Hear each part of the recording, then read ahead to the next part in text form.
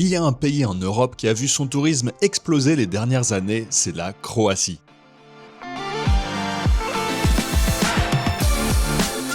Ce pays de presque 4 millions d'habitants peut se vanter d'avoir parmi les eaux les plus claires et les plus propres du continent, un point confirmé par l'Agence européenne pour l'environnement. Outre ses côtes majestueuses le long de la mer Adriatique, le pays possède plusieurs villes et villages magnifiques, sans oublier des sites naturels d'exception comme les lacs de Plitvice ou l'île de Var.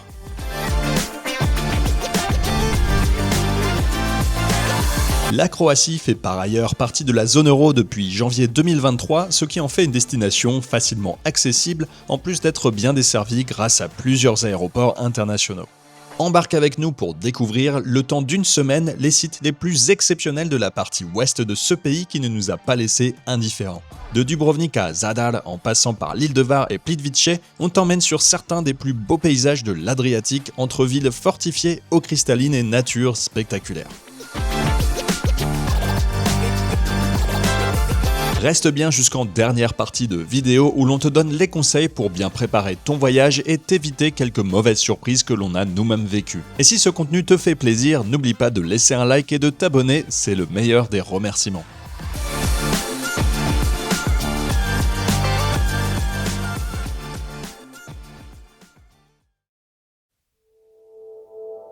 Première étape de notre voyage, Dubrovnik est une ville côtière de 40 000 habitants, célèbre pour son centre fortifié bordé par la mer Adriatique. Cette configuration particulière et son patrimoine historique lui ont valu le surnom bien mérité de perle de l'Adriatique. Le centre-ville est un concentré de ruelles à parcourir à pied, sans oublier le vieux port où se succèdent une multitude de bateaux sur une eau cristalline. De quoi se mettre tout de suite dans l'ambiance. Bien sûr, difficile d'envisager une visite de Dubrovnik sans faire le tour des remparts de la vieille ville. Il existe 3 points d'entrée depuis le centre historique et il faut prévoir entre 1h30 et 2h pour en faire le tour, le temps de profiter pleinement des panoramas qu'offrent les fortifications.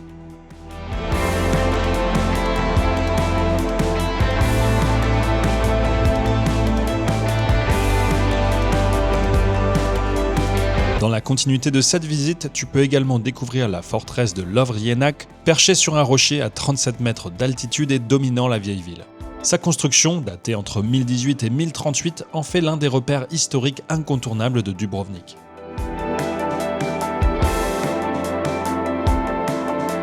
Pour profiter de visites en intérieur, on te conseille le palace du recteur qui te fait faire un saut dans le passé pour découvrir la vie des dirigeants d'époque entre le XIVe et le XVIIIe siècle.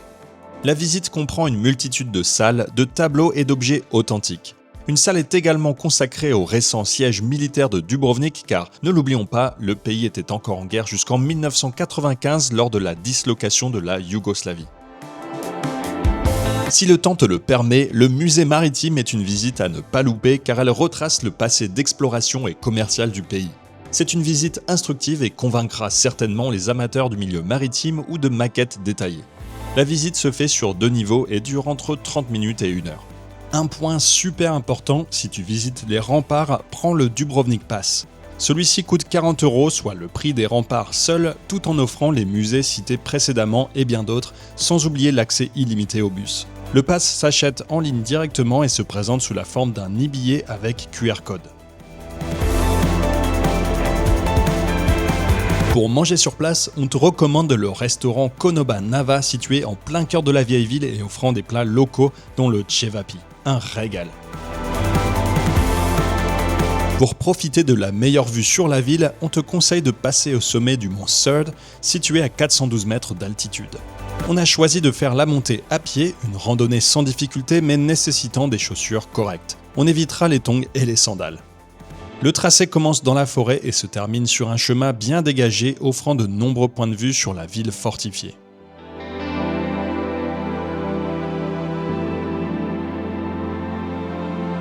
Le sommet offre de nombreux points de vue supplémentaires pour profiter du paysage et un restaurant panoramique.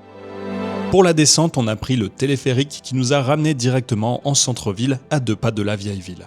Facturé 17 €, le ticket pour un trajet simple n'est pas donné vu la durée du trajet et il faudra débourser pas moins de 30 € pour un ticket aller-retour.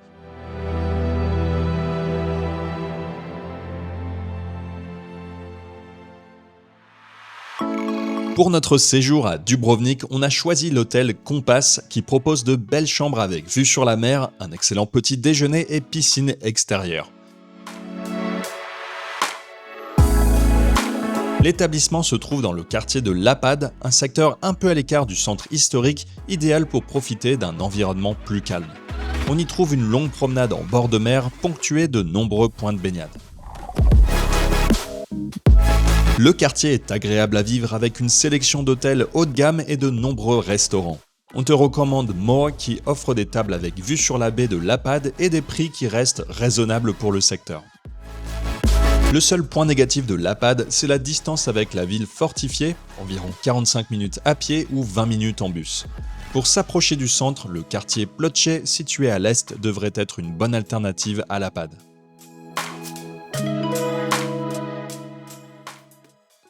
Après 2 jours complets passés à Dubrovnik, il est temps pour nous de prendre la route en direction de l'île de Hvar.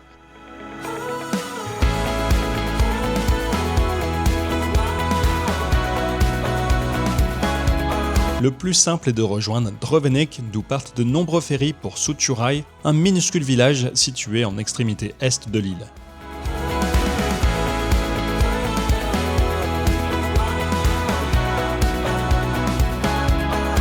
La traversée dure une trentaine de minutes et coûte un peu moins de 30 € pour un véhicule et 2 passagers. Pour éviter toute complication, on te recommande de réserver tes billets directement en ligne sur le site de Jadrolinija, dont le lien est disponible en description.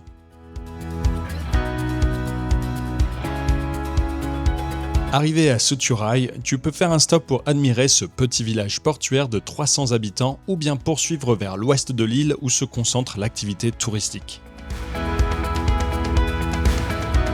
En attendant de découvrir la ville de Hvar, on a choisi de poser nos valises à Stari Grad. Plus authentique et plus paisible, cette ville côtière offre une ambiance beaucoup plus locale que la côte très fréquentée autour de Hvar, tout en étant située à seulement 20 minutes de route. La vieille ville n'en reste pas moins animée avec de nombreux bateaux en escale et plusieurs restaurants de qualité. On te conseille par exemple Antika, un resto réputé de l'île qui propose des plats typiques comme ce superbe risotto noir à base d'encre de sèche. Le centre historique de Stari Grad offre également des ruelles pleines de charme et quelques visites intérieures dont la forteresse de Peter Hektorović.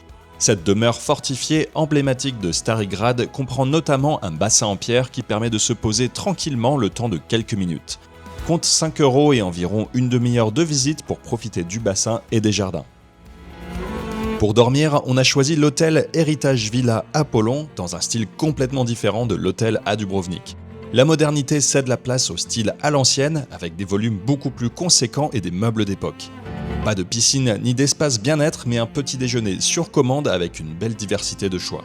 En bref, une expérience plus authentique et personnalisée, mais avec des prestations plus limitées.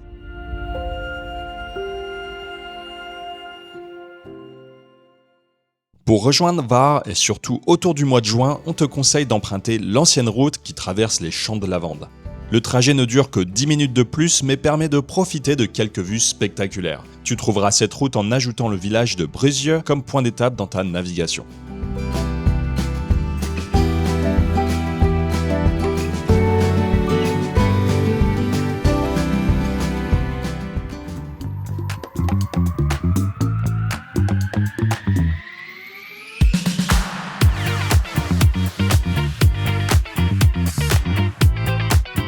Le centre historique de Hvar est vraiment magnifique entre la marina animée et ses ruelles typiques. La Grand Place, la cathédrale et les façades en pierre claire donnent à l'ensemble un charme très méditerranéen.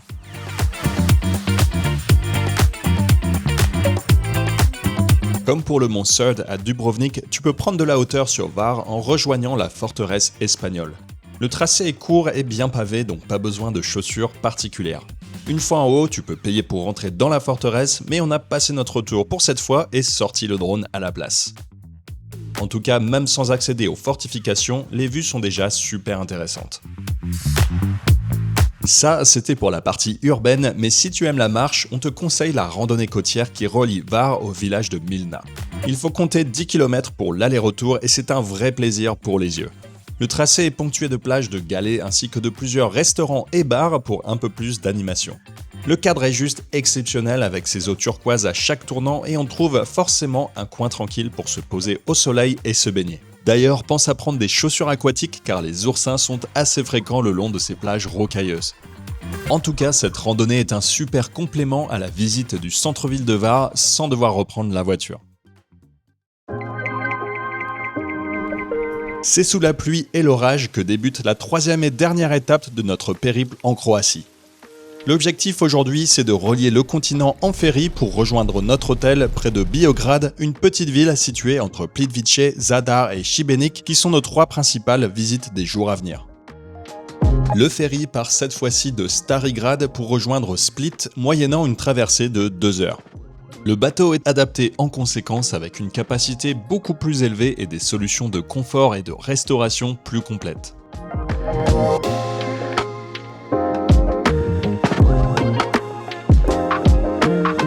Une fois débarqué à Split, on prend directement la route vers notre dernier hôtel. Les petites routes cèdent la place à de grands axes autoroutiers parfaitement entretenus et qui nous amènent au Mollum Hotel et Résidence. Ce 5 étoiles, à l'écart des centres-villes, n'offre pas de vue aussi impressionnante que le Kompas Hotel à Dubrovnik, mais se différencie par l'attention du détail. Rien n'est laissé au hasard, avec une chambre bien pensée, ultra confortable et avec de nombreuses touches personnalisées caractéristiques de ce standard d'établissement. Cet hôtel offre aussi le petit déjeuner le plus premium de notre séjour en Croatie avec un buffet combiné à des options à la carte. Les 3 bassins extérieurs permettent également de profiter d'un moment de détente entre les différentes visites. En bref, une expérience très positive dans cet hôtel.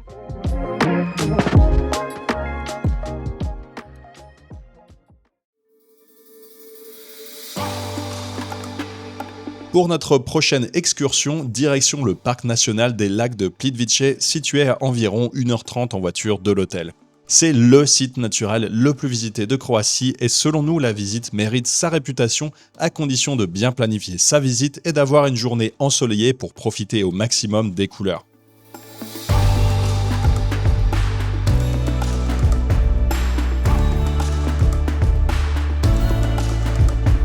Il existe 2 entrées distinctes pour le parc et cela va dépendre de la randonnée que tu choisis. Le site officiel détaille le contenu de chaque tracé avec une lettre et une couleur. La lettre indique le niveau de difficulté tandis que la couleur indique le numéro d'entrée, vert pour l'entrée numéro 1 et orange pour l'entrée numéro 2. Une fois sur place, tu n'auras qu'à suivre les lettres sur les panneaux, c'est super facile. Je te laisse le lien vers le site officiel en description de la vidéo.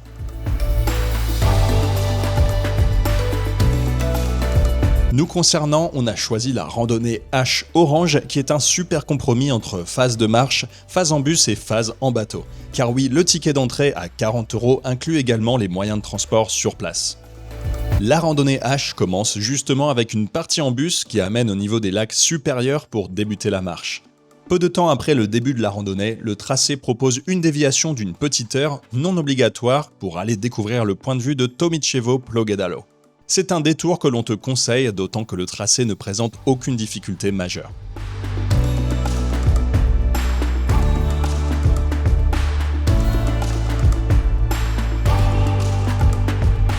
De retour sur la route initiale, tu profites de superbes vues sur les lacs couleur azur et sur de nombreuses cascades qui ponctuent le tracé.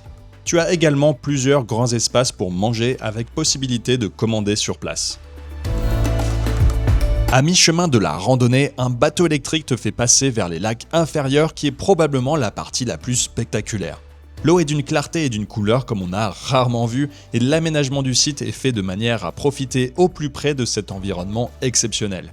C'est aussi dans cette section que tu verras l'impressionnante cascade de Veliki Slap avec ses 87 mètres de hauteur. La visite s'achève avec une portion plus aérienne offrant une vue large sur les lacs inférieurs, puis un dernier tour en bus de retour au point de départ et au parking. D'ailleurs, puisqu'on en parle, le parking coûte une petite vingtaine d'euros la journée et il faut absolument payer au comptoir avant de reprendre sa voiture, la barrière ne disposant pas encore de système de paiement intégré. Pour la dernière journée avant le retour à l'aéroport de Dubrovnik, on t'emmène découvrir la ville de Zadar le temps d'une après-midi. Mais avant de rejoindre cette ville historique, on s'est arrêté un moment sur l'île de Pag. L'île est accessible directement par un pont routier et sa particularité, ce sont ses paysages lunaires qui lui ont d'ailleurs valu le surnom de Moon Island.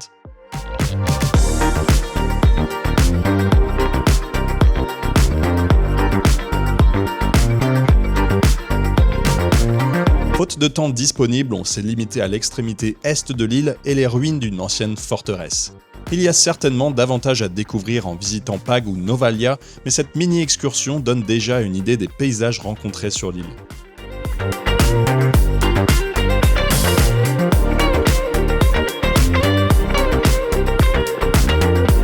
Après cette pause, on rejoint enfin la ville de Zadar.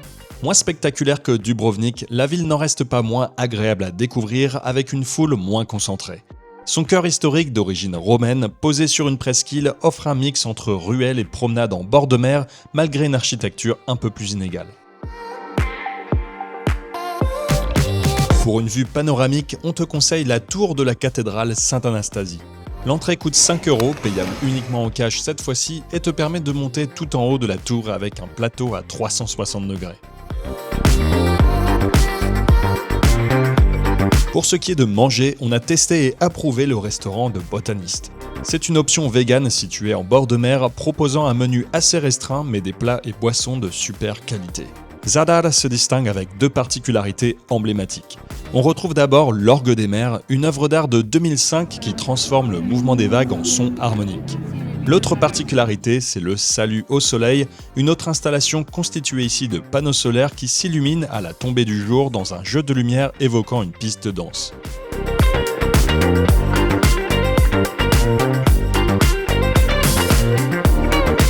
A noter que la géographie de l'archipel de Zadar ainsi que la clarté de l'eau ont rendu la ville particulièrement connue pour ses couchers de soleil. Combiné au son de l'Orgue des mers et au Salut au soleil évoqué précédemment, cela en fait un lieu vraiment spécial pour profiter de la tombée de la nuit. De manière générale, on a trouvé que Zadar devenait plus vivante et agréable une fois la nuit tombée, donc si tu fais un passage dans cette ville, prévois d'y passer au moins la soirée. Notre voyage touche à sa fin et avant d'évoquer les conseils utiles pour ton futur voyage, on fait un stop à Šibenik. Cette ville côtière est beaucoup moins touristique que Dubrovnik ou Zadar, mais n'en reste pas moins authentique et agréable à visiter. C'est l'une des villes les plus anciennes du pays et on y trouve notamment la cathédrale Saint-Jacques construite intégralement en pierre, sans charpente. Une journée complète aurait permis de profiter davantage de Šibenik, mais l'avion n'attend pas et après quelques heures à arpenter les ruelles de cette ville historique, il va être temps de reprendre la route vers l'aéroport de Dubrovnik. Cette étape finale aura au moins permis de prolonger un peu notre expérience dans ce superbe pays qu'est la Croatie.